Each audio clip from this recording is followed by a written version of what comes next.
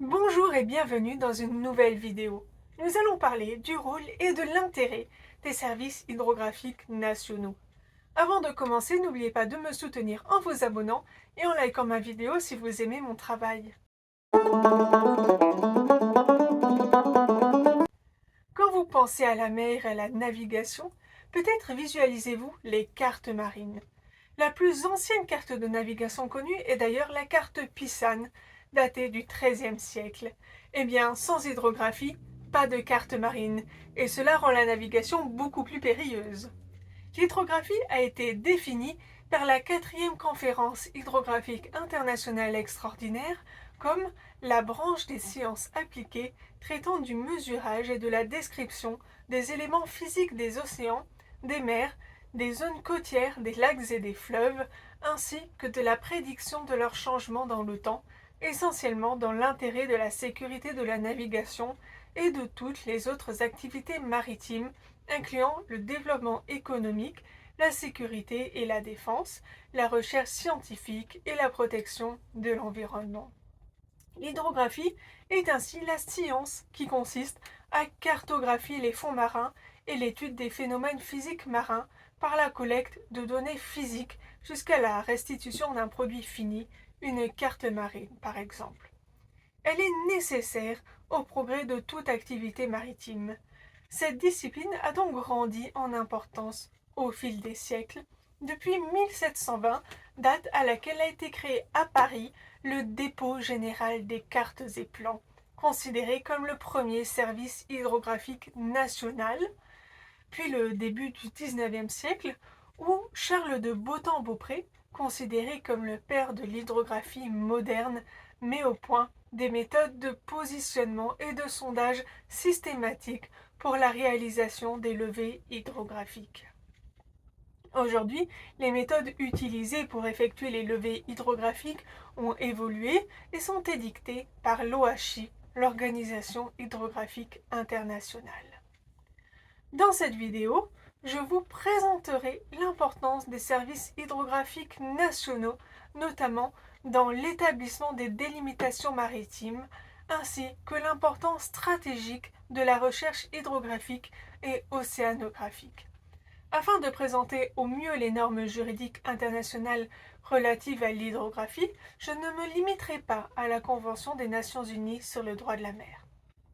Les Nations Unies encouragent le développement des services hydrographiques par une résolution sur les océans et le droit de la mer adoptée en 1998 et soulignent l'importance de l'hydrographie et de la cartographie par une autre résolution adoptée en 2014.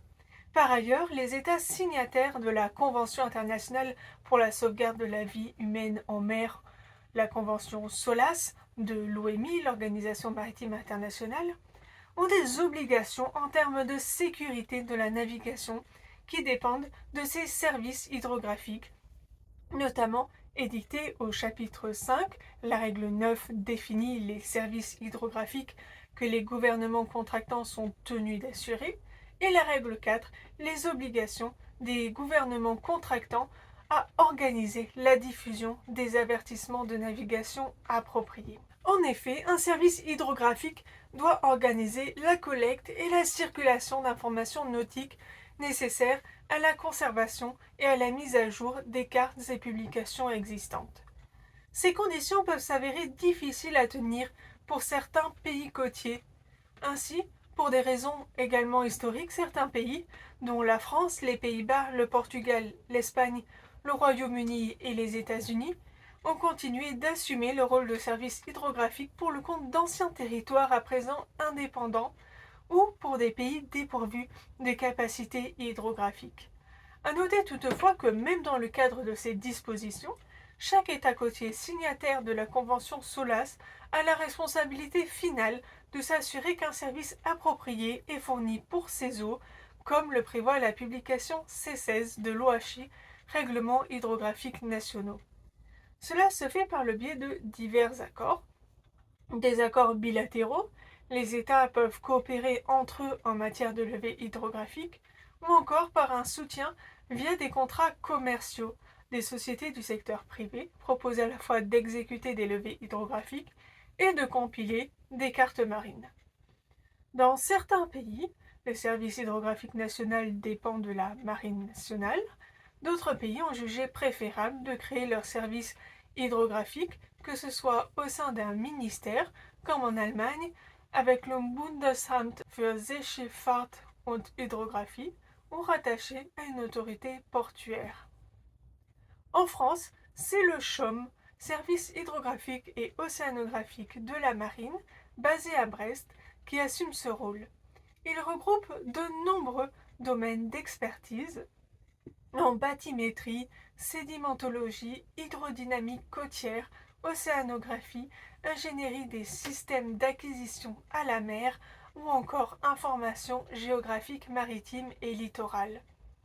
La vocation de l'établissement se décline en trois grandes missions: l'hydrographie nationale, le soutien de la défense, ainsi que le soutien aux politiques publiques de la mer et du littoral.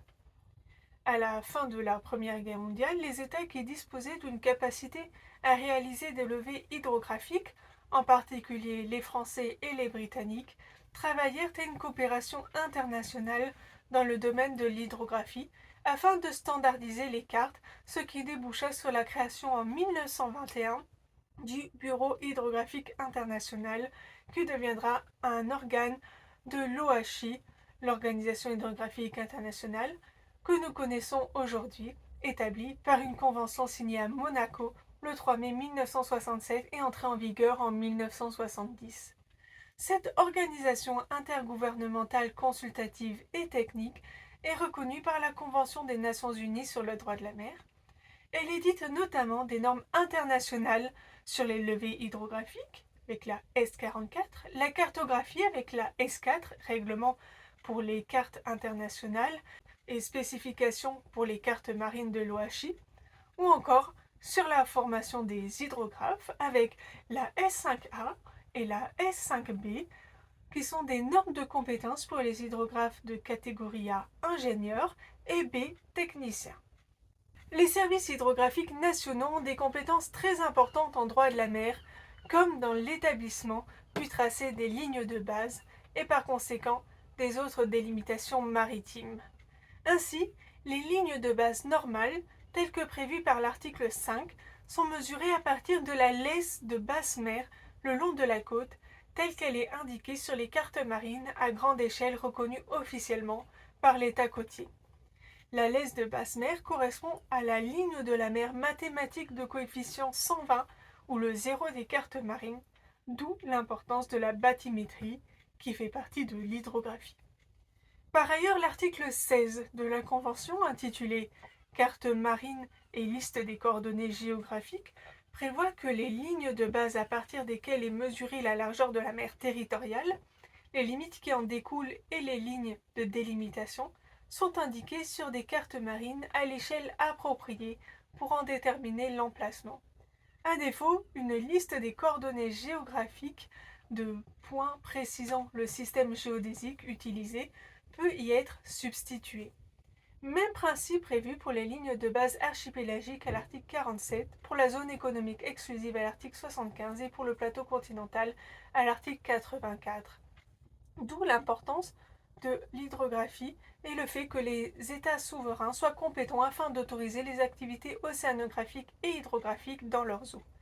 Ainsi, par exemple, conformément à l'article 40, dans les détroits internationaux, les activités spéciales de recherche et levée hydrographique sont interdites, sauf si autorisation préalable de l'État côtier. La recherche hydrographique et océanographique revêt en effet une importance stratégique pour les États, dont use par exemple la Chine, qui élargit ses prétentions territoriales.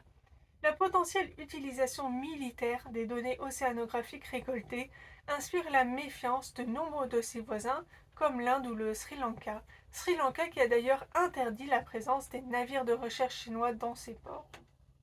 Pour autant, d'autres États tels que les Maldives acceptent d'accueillir des navires océanographiques chinois, tel que ce fut le cas début 2024. Par ailleurs, des navires hydrographiques russes cartographient les fonds marins, ce qui peut leur permettre de récolter des données sur les infrastructures stratégiques sous-marines telles que les câbles. Ainsi, en juillet 2024, un navire russe est entré dans les eaux finlandaises et en novembre 2024 et janvier 2025, un navire hydrographique russe avait également été repéré au-dessus de câbles dans les eaux du Royaume-Uni. Ainsi, l'hydrographie est une discipline stratégique pour les États, notamment afin de porter leurs prétentions territoriales. Il est également nécessaire pour les autorités de disposer d'un service hydrographique qui produit et diffuse les informations indispensables à la sécurité de la navigation, la protection de l'environnement, la défense nationale ou encore l'exploitation des ressources. J'espère que cette vidéo vous aura été instructive et que vous apprécierez également les prochains épisodes. À bientôt dans une nouvelle vidéo.